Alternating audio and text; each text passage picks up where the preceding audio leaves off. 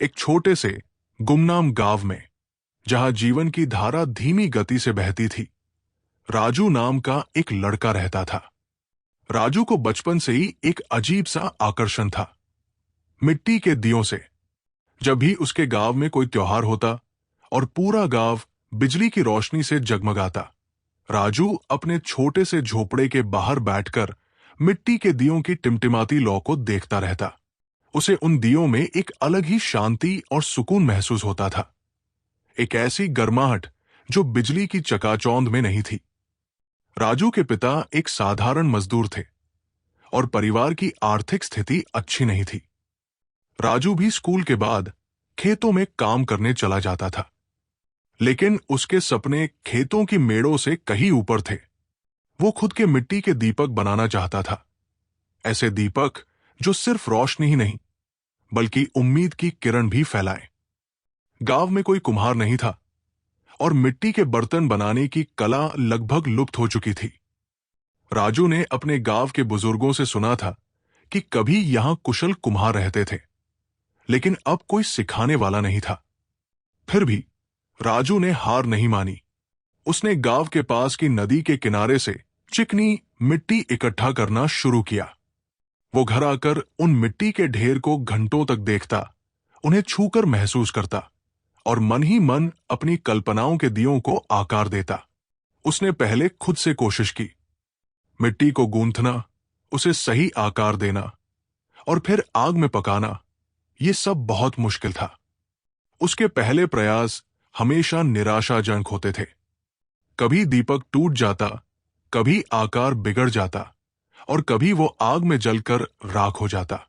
लोग उस पर हंसते थे, कहते थे, राजू, ये मिट्टी का खेल छोड़ो और कुछ काम सीखो, इसमें तुम्हारा कुछ नहीं होने वाला। मगर राजू के मन में एक अटूट विश्वास था। हर असफल प्रयास उसे कुछ नया सिखाता। उसने ध्यान से प्रकृति को देखा, कैसे बारिश मिट्टी को नम करती है, कैसे धूप उसे सुखाती है, कैसे आग उसे कठोर बनाती है। उसने अपने अनुभवों से सीखा कि मिट्टी को कब और कैसे संभालना है। उसने लकड़ी के कुछ औजार खुद बनाए और धीरे धीरे उसके हाथों में जादू आने लगा। कई महीनों की अथक मेहनत के बाद एक दिन उसने एक सही आकार का दीपक बनाया। उसे सूखने दिया और फिर उसे सावधानी से आग में पकाया। जब वो दीपक आग से बाहर आया तो वो पहली बार बिल्कुल अखंड और सुंदर था। राजू की आंखों में आंसू आ गए। वो सिर्फ एक दीपक नहीं था, वो उसके सपनों का प्रतीक था, उसकी लगन का परिणाम था। उसने अपने पहले दीपक में तेल डाला और उसे जलाया।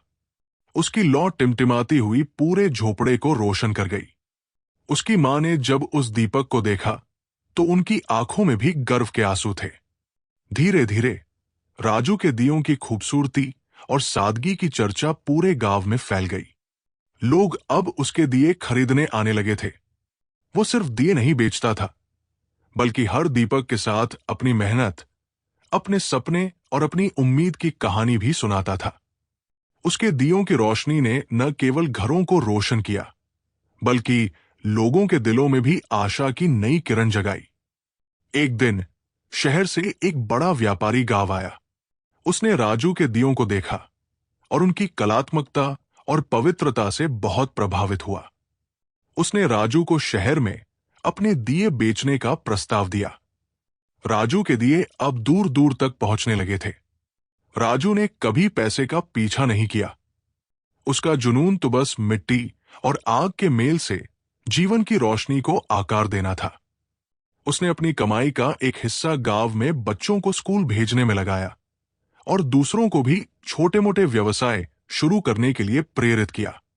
राजू की कहानी हमें सिखाती है कि सच्ची सफलता केवल भौतिक लाभ में नहीं होती, बल्कि अपने जुनून का पीछा करने, बाधाओं को पार करने और दूसरों के जीवन में सकारात्मक बदलाव लाने में होती है। जैसे एक छोटा सा मिट्टी का दीपक अंधेरे को दूर कर सकता है, वैसे ही एक व्यक्ति का दृढ़ संकल्प और सकारात्मक सोच दुनिया को रोशन कर सकती है। क्या आपके भी कोई ऐसे छुपे हुए जुनून हैं जिन्हें आप जीवन की रोशनी में लाना चाहते हैं?